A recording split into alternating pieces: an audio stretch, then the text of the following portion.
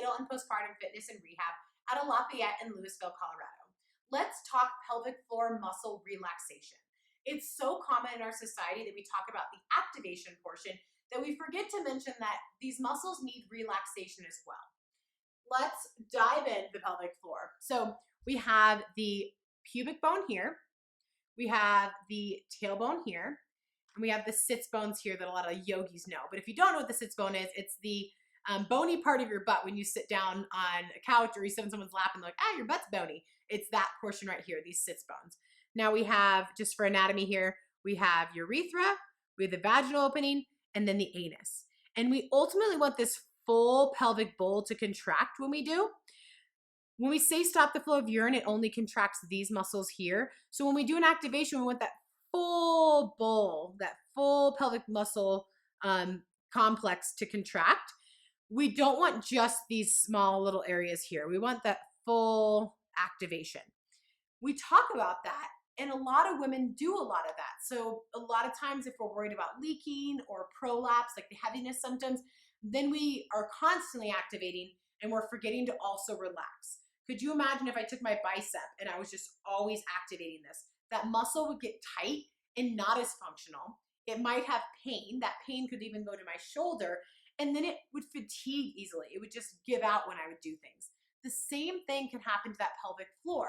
And so commonly people think that they just need to do more Kegels to get their pelvic floor to be strong, when in fact they actually need to get the tightness to go away. They need to relax things before they can truly strengthen that muscle. So going back to my bicep, if I were doing this and it was in this tightened position, I can't get it strong by doing this shortened position. I need that full range of motion.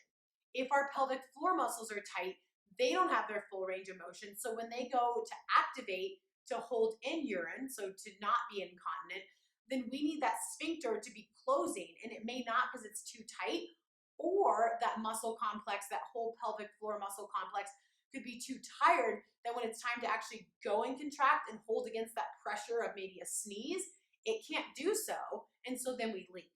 So how do we get those pelvic floor muscles to relax? It's important to realize what contraction is versus relaxing versus bulging. And in a healthy pelvic floor, we can do all three. We should be able to contract the pelvic floor, have it come into relaxation, and then have it bulge out. Bulging out is the example I can give would be if you have to pee and you have to pee really fast because you have to be out the door. So you go really fast, that's bulging out. Another example of all three is contracting would be as if you're trying to hold in a toot. Like you'd be so embarrassed if you tooted right now.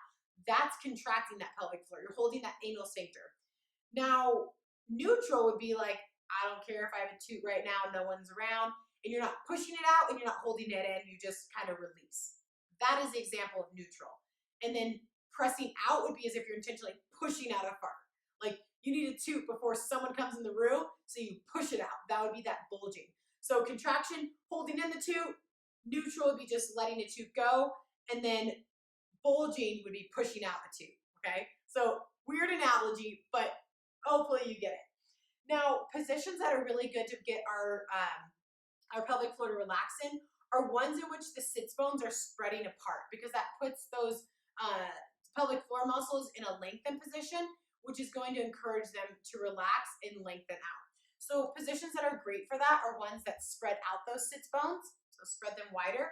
So a great one is tabletop. They're spread out from one another. And so is child's pose. This is a great one as well. Other people really like supine frog. So coming either seated or coming into a supine position. This is a nice relaxing position. I find this one can be great to be in at night when you're in bed. And that's a great time to really just settle, relax, and calm down and think about that intentional relaxation. So right now, as I'm relaxing in this position specifically, I'm thinking about those pelvic floor muscles being in neutral. And right now, I'm just going to take some deep breaths into my rib cage. And the whole time I'm breathing, I'm just trying to keep those pelvic floor muscles relaxed and lengthened. I'm not trying to pull them up. I'm not trying to bulge them out. I'm just letting them sit in a state of complete relaxation. A cue that can be helpful for people is thinking about the anus as if it's a flower and that flower is closed, it's not blooming. And as you're sitting in that breath pattern, you're thinking about that flower just blooming and being held in that blossom position. So essentially that anal sphincter is completely relaxed. Now, I recommend people to do this daily, especially if you know you have a tight pelvic floor.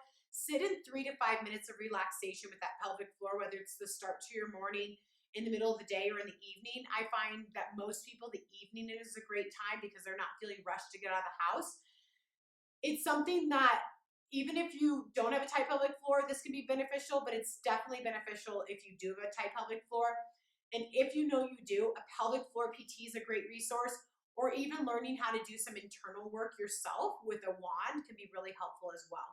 Pelvic floor relaxation is something that is important in our society because we tend to, like I mentioned, overactivate because we're worried about leaking, or we're told Kegels are good, so we do it all the time, and then we're not also relaxing. But it also is because pelvic floor can be tight when we're stressed. So just like how people hold stress in their shoulders, they can also hold it in their pelvic floor.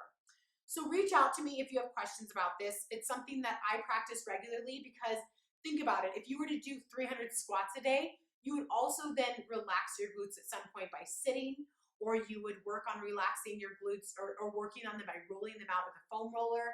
So it's something that no muscle is meant to be worked all the time without giving it an opportunity to relax. So think about that. Think about adding a relaxation routine to your day, and reach out if you have any questions on pelvic floor muscle relaxation.